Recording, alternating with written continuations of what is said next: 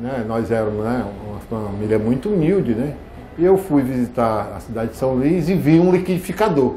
Fiquei apaixonado pelo liquidificador, tá certo? Aí disse, quando eu cheguei, né, vi que era, né, fazia parte um motor, né, um rotor, e eu resolvi fazer um liquidificador. Aí disse, eu vou fazer esse liquidificador aqui na minha casa, tá certo? Aí eu fiz a hélice, tá certo? Só que eu não dobrei a hélice, tá certo? Como se faz hoje, 45 graus para baixo, 45 como é uma hélice normal de ventilador. Eu só fiz, tá certo? Deixar a hélice plana, né?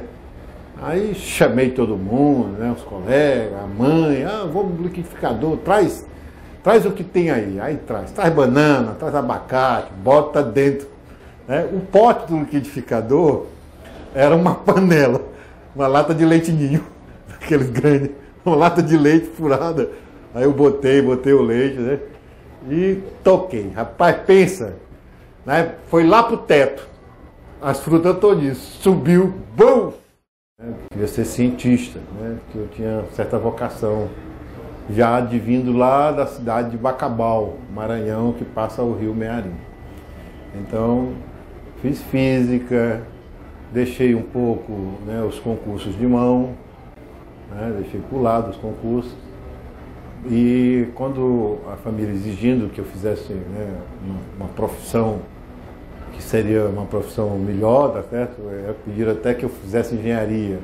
Eu terminei fazendo vestibular, fiz para matemática para complementar a grade curricular, tá certo? Do curso de física, que algumas disciplinas a gente não via no curso normal de licenciatura, né? E na época que eu fui fazer o mestrado, né, na Universidade Federal do Ceará, foi uma situação muito difícil, porque começaram a chegar as propostas, né? As propostas que eu tinha conquistado durante o meu tempo, que aqui naquela época as propostas vinham advindo de concursos públicos. Mas eu deixei todos esses, tá certo, para fazer a minha pós-graduação em Física, e sempre pensando, tá certo, de um dia ser professor. É aquela história que eu tinha colocado na minha cabeça, que eu queria ser professor, né? Professor de ciência, professor de física, né? E da onde vem isso aí?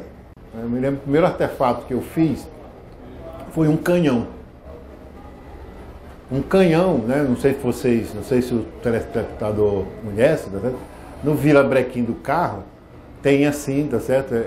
Tem dois sistemas excêntricos, né? Que giram o motor, e ele é encaixado, tá certo? Numa rosca sem fim, que é a transmissão do motor para as rodas. E aquilo ali a gente desencaixava, e em cima tinha um local que você adicionava a graxa. E aí eu tirava aquilo ali. Então eu botava pólvora, botava bucha, botava parafuso e botava bucha, ok? E botava um estopim, fazia um estopim. Pegava um cordão, né? Passava cola, misturava na pólvora, aí fazia o estopim. Você está ensinando como é que faz. Para tu ter uma ideia, com esse canhão, uma vez eu derrubei uma barreira. Eu fixei numa árvore, tá certo? Amarrei e toquei. O fulano foi tão grande, né? Eu também pegava canos, né, certo? Fazia um buraco, enchia de pólvora, torcia, né? Cano de bicicleta, aquele de bicicleta, né? Enfiava, fazia um buraco, enfiava na barreira, como se fosse para imitar os filmes de dinamite. Filme faroeste daquela época, tá certo? Que é dinamite, a gente fazia isso aí. E fui para a universidade, né? Terminei meu mestrado, né? Adivinha a primeira coisa que eu fiz quando eu cheguei da pós-graduação? Montar uma oficina mecânica. Porque eu precisava, tá certo? Montar uma oficina para fazer os artefatos para uma melhor compreensão da ciência. Porque eu imagino a ciência teórica é muito boa, você tem uma visão, né? O cientista, quando estuda muito, né? Ele tem uma visão teórica e uma visão muito bem lúcida do fenômeno que ele está estudando. Mas para você passar isso para o estudante, já fica um pouco mais difícil. E aí eu precisava, né, preparar os experimentos para uma melhor compreensão.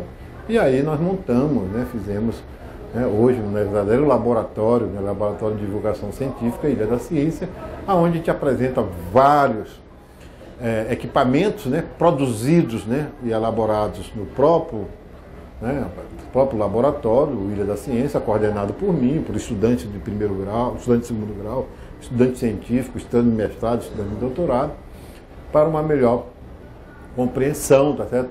Mesmo eu sendo um físico teórico, né, uma formação básica em teoria. Praticamente eu utilizo a minha aula que eu dou para físicos, para engenheiros, mecânicos, engenheiros elétricos, computação, eu utilizo a mesma aula prática, eu utilizo para o mirim de física, que é para crianças de 8 a 12 anos, ok? Então eu preparo a prática, né? Claro que a prática é uma coisa assim, ele vai medir e vai compreender os fenômenos, né? Ele não tem o embasamento teórico. Mas só essa convivência, certo, de laboratório, a convivência de ele estar junto com o cientista, a convivência de ele estar dentro da universidade e de ele discutir, porque além do mirim de física, nós temos uma sessão de conferências, palestra de revisão, então isso ele tem contato com o cientista. Ou seja, com esse curso mirim, o que vem para mim de volta é encontrar os egressos desse curso mirim e de chegar na rua e dizer para mim, professor, se não fosse aquela experiência na universidade, hoje eu não estaria sendo um grande médico, um grande advogado, um grande físico, um grande engenheiro, porque o mirim de física, na verdade, é o despertar, né? E isso não precisa ser necessariamente, certo, na universidade através dos mirim de física, ou mirim de química, né? Ele precisa também, no próprio colégio dele, participar das exposições científicas e o professor motivar para que ele faça uma boa concepção do que é a ciência. Às vezes eu sou muito reprovado, né, criticado por essa frase, eu dizer que a ciência não faz parte da cultura brasileira, né? Mas eu acho que não faz parte neste momento, ou seja, o povo brasileiro ele não tem assim, uma vocação científica que é determinante em outros países.